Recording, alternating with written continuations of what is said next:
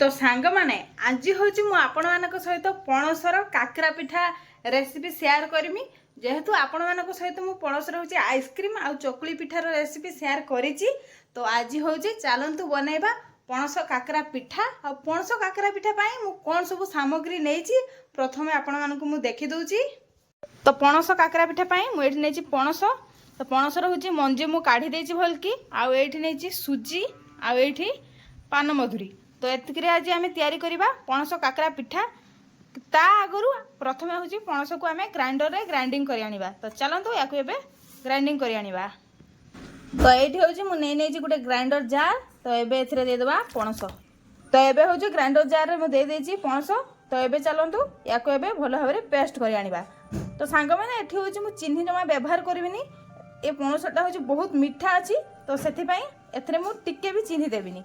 आपण मैंने चाहिए चीनी दे पारे। तो चलते ये पेस्ट कर आनिबा।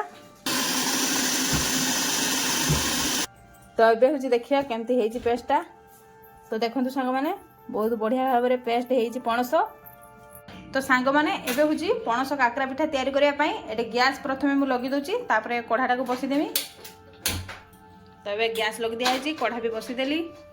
एबे कढ़ा गरम हो गला परे अल्प पानी दबा। तो एबे हूँ कढ़ा गरम हो गलानी। एबे एथरो दे दबा ठंडा पानी आ एबे दबा स्वाद अनुसार लुण।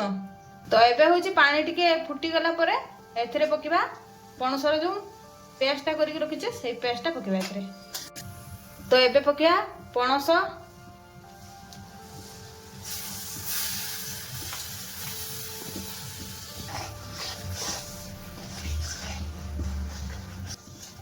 तो ये हूँ या पानी सांगे भल की मिसई दबा। तो ये हूँ एथरे पकईदबा पान मधुरी। तो या भल की गुड़ी दबा। एबे सांग मैंने एथरे पकईदबा सुजी आ या पूरा गुड़ेबा भल भाव रे।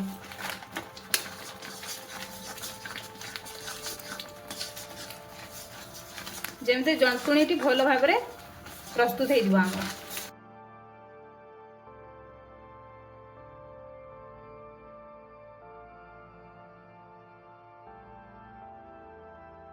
तो सांग माने देखंतु एबे हूँ आम जंतुणी बा खली पूरा रेडी होईची। तो एबे चलतु या हूँ हाथ रे गुला करवा तापर या तेल रे छाणीबा।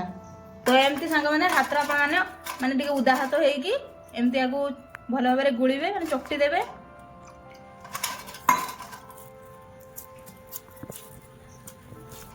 तापर एमती छोट छोट गुला करेंगे।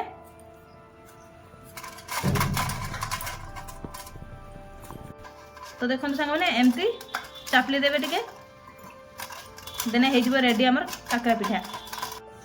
तो एबे देखंतु सब काकरा पिठा आमर रेडी होईची। एबे होची याकू हमें तेल रे छाणीबा। तापर एथरे बसी दोची कढ़ा। कढ़ा टिके गरम हैला परे आमे एथरे दबा तेल। तो एबे होची कढ़ा नै बल्कि गरम हे गलानी। एबे एथरे दबा रिफाइन तेल।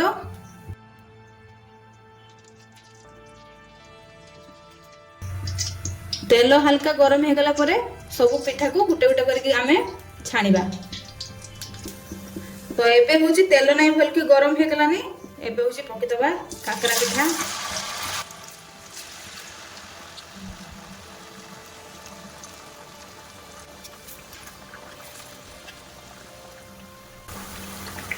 तो सांग माने देखंतु काकरा पिठा भल कि पूरा फुली गलानी आ पूरा लाल लाल हो गलानी। तो एबे हूँ या गोटे प्लेट को काढ़ी आनिबा। ये देखंतु केते सुंदर देखा होची।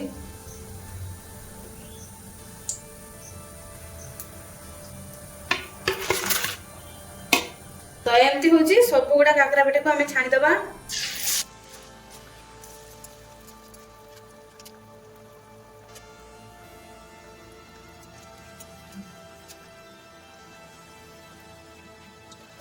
सांग माने देखंतु सब काकरा पिठा मो छाणा सरी।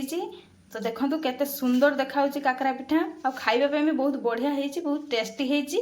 तो आपण माने तो देखिले केते कम सामग्री रे होची मु काकरा पिठाटा तैयारी कली। तो आपण माने एमती पणस रे काकरा पिठा तैयारी करके खांतु आ कमेंट रे कुहंतु काकरा पिठाटा केमती लागिला। आ आजिर रेसिपीटा जदि आपण मानकु भल लागिथिबो तेबे मो वीडियो रे गुटे गुटे लाइक करिवे, गुटे गुटे कमेंट करिवे आ मो चैनल टी को सब्सक्राइब कर देबे। तो सांग माने एमती होची नुआ नुआ वीडियो आपण मानकु पई मु नै आसीबी।